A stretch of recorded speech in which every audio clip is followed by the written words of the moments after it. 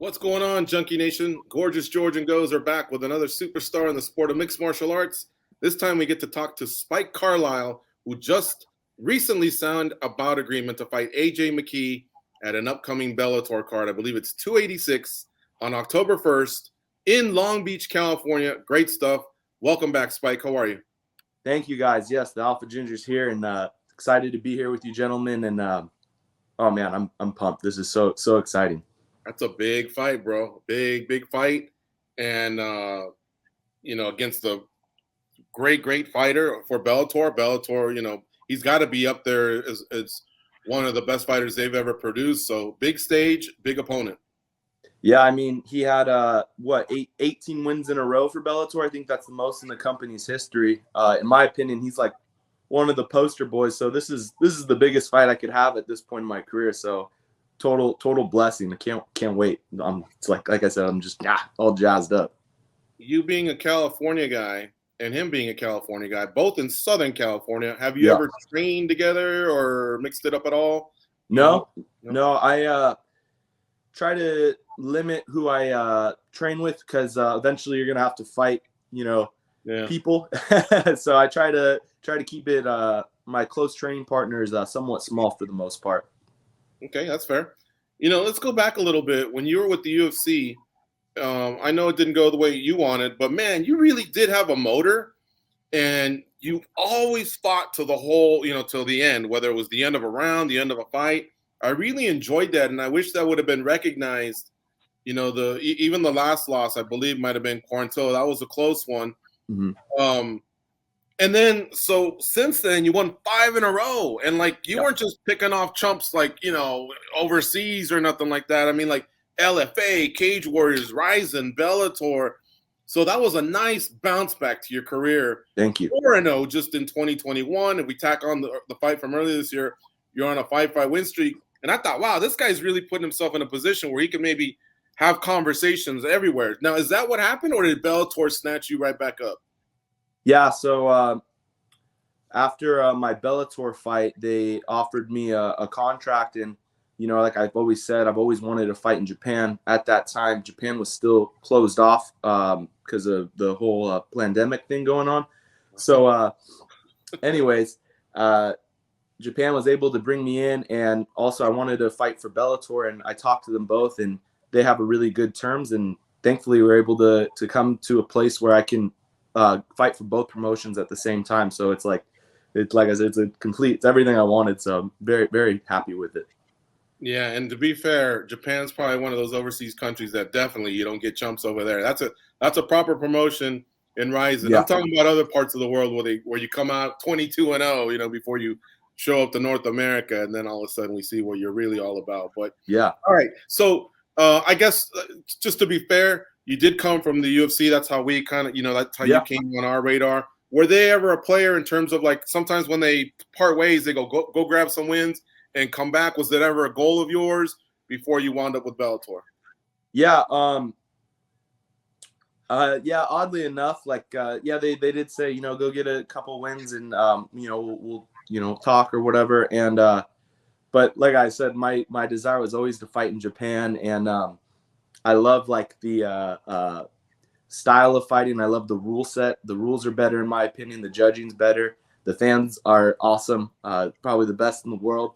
And then not only that, but they put on a show. It's I'm a 50% fighter, 50% entertainer, and so that fits my style. And I think Bellator's similar with that, with their shows.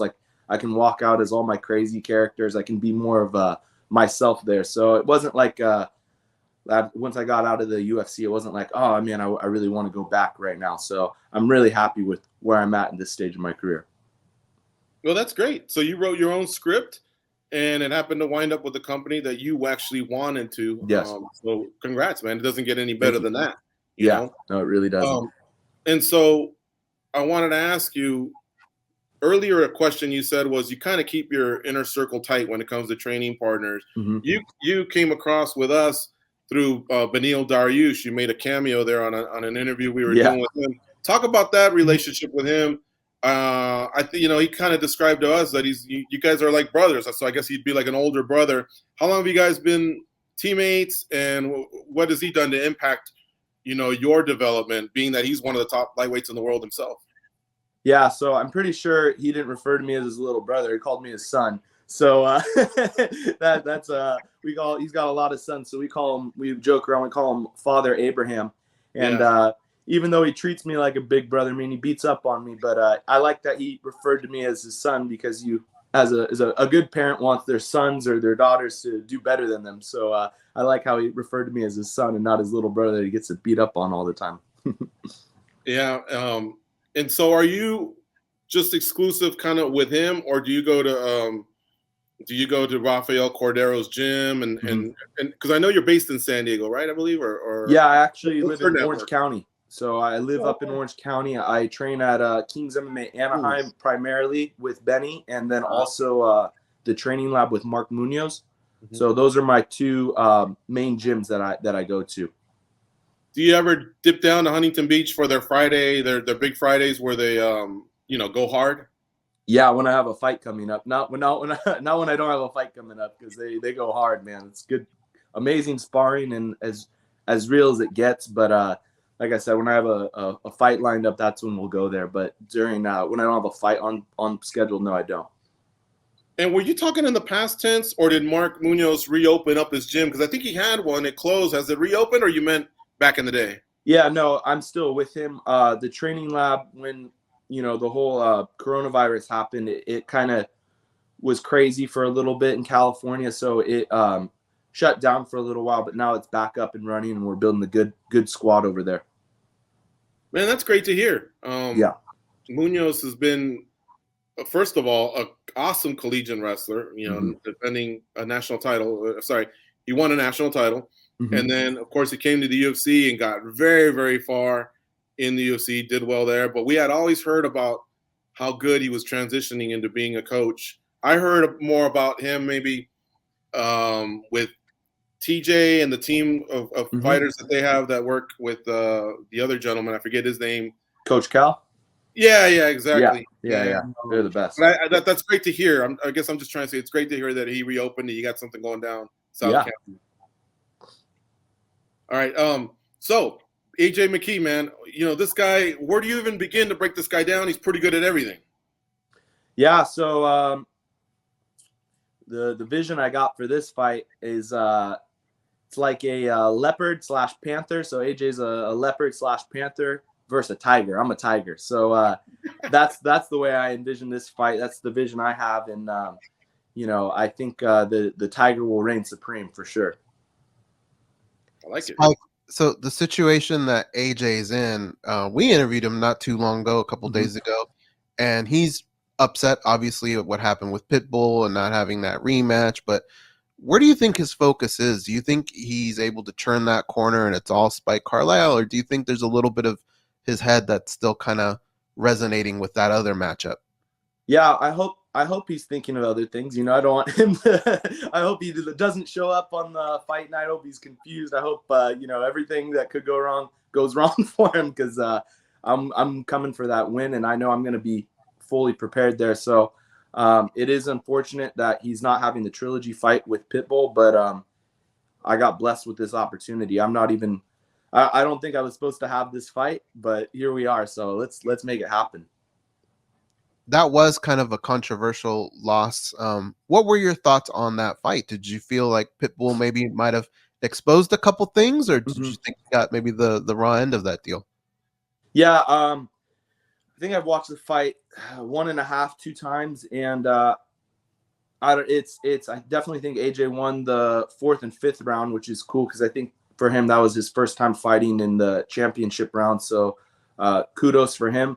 So I have to rewatch it, but it was a close fight. And who knows? You can't trust the judging in MMA. That's why I like fights that are based on who's going for the finish, who's going for the damage, and not the round by round scoring system. Spike, we've been doing our show 15 years, and when we prepare for an interview, very rare do we look at someone's record and go, what? And kind of go through again. Correct me if I'm wrong. You've only won one fight by decision. Everything else has been finishes. Like, yes, what is the secret to being able to do that? That is a lot of finishes in your career. Man, I it's just ever since I was a little child, I've always gone for it. I always push it to the extremes, which can be a great thing in some aspects and not so much in others. But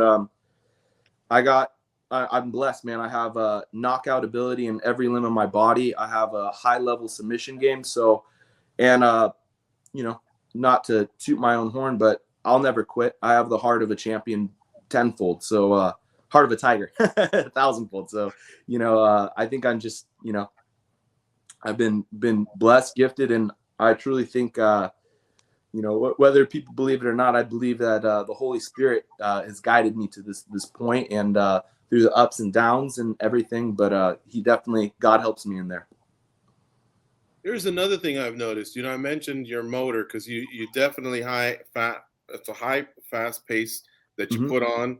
You seem to have a third lung. You don't really tire at all. But another thing I noticed was athleticism. I always bust balls with fighters. We know a lot of them. We've done the military visits with them. We've gotten to know a lot of them very well. Cool. So obviously I don't do it with the intention of being hurtful or anything like that. I don't want to get my ass kicked, right? Yeah. But I've always teased them. I don't think MMA fighters are usually great athletes in other sports. They're great at fighting, right? Yeah. But something tells me that you probably played other sports and were pretty good. Am I right? I don't know. I see a lot of athleticism.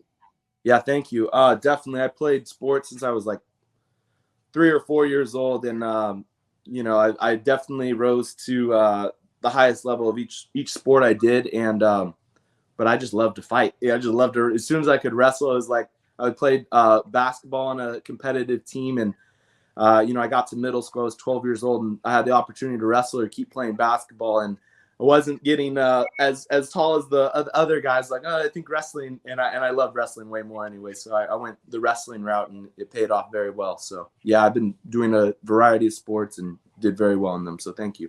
Did you play any football? Yes, I played football, Pop Warner, and then played also through middle school and my freshman year of high school. I was actually a nose guard. Okay, I was going to ask you if you were like a hard-hitting safety or anything, because you strike me as someone that probably had some wheels. But what I've noticed, and here's what I'm getting at, a lot of times when you are pushing the athletes, up against the cage or driving for a takedown or whatever, it seems like you're driving through them. And it reminds me of a guy named John Lynch. He used to be a safety Oh, yeah.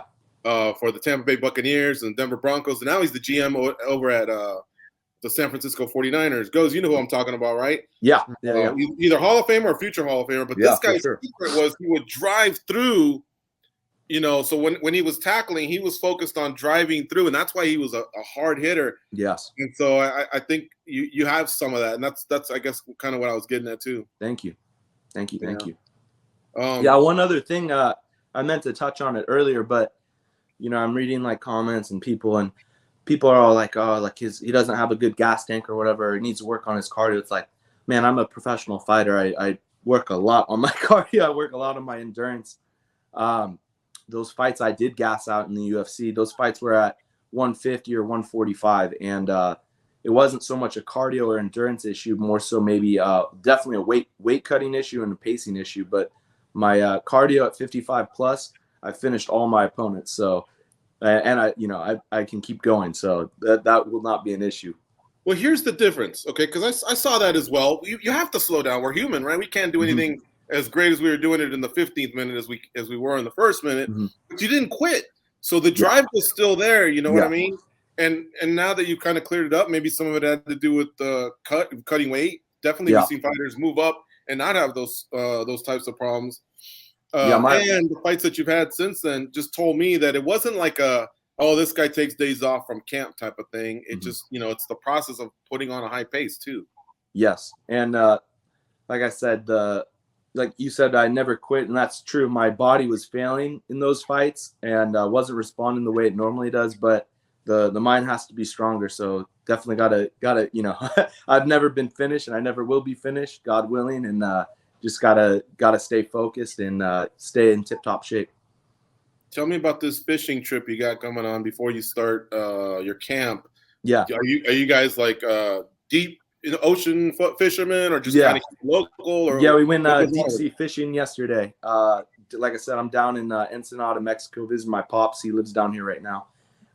Fortunately, didn't catch anything yesterday, but we had a great time nonetheless. So, man, there's all kinds of fish out there. You didn't catch nothing? Didn't catch nothing yesterday. It was a bit of a rough day on the water, but it's okay. It's a good day.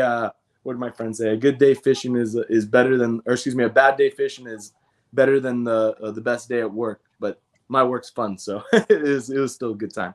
I'm gonna have to hook you up with my cousins because they got a boat as well. Cool. And they go out there and they, I don't know where they go or what they do, but they seem to always come back with something. But I don't know. Maybe the fish weren't biting. Yeah, usually this was probably usually we catch some really good fish, but not this time, so it's all good. What you don't want to do is go on the other side of Baja California. That's where the Humboldt squid is. So be careful for that. Oh, you're talking around the Bay of Cortez? Yeah. Oh yeah, no, I love actually. I think I like fishing out there because it's the water's a lot more calm and good fishing out there. We usually go fishing in Laredo. It's awesome. Just read up on the Humboldt squid, man. You don't want to spend too much time if you go in the ocean to cool off. Okay, fair enough. All right, man. Hey, we've taken up enough time. Go enjoy the time you have with your pops. And I hope you have a safe camp, safe weight cut, and we can't wait to see that fight. We'll probably be there in Long Beach. We're SoCalers like you. We just live in Vegas. But that's a great card, so I want to get out there for it. You're going to be the away game because that's his hometown, but maybe you'll thrive in that pressure. A lot of fighters do. Yeah, I don't. I'm from SoCal too, so I'm sure I'll have a lot of fans there. But he has the majority of them. God willing, it'll be a quiet arena during that co-main event. Nice. All right, Spike. Take care, man. Thanks for the time. Thank you, guys. Have a great one.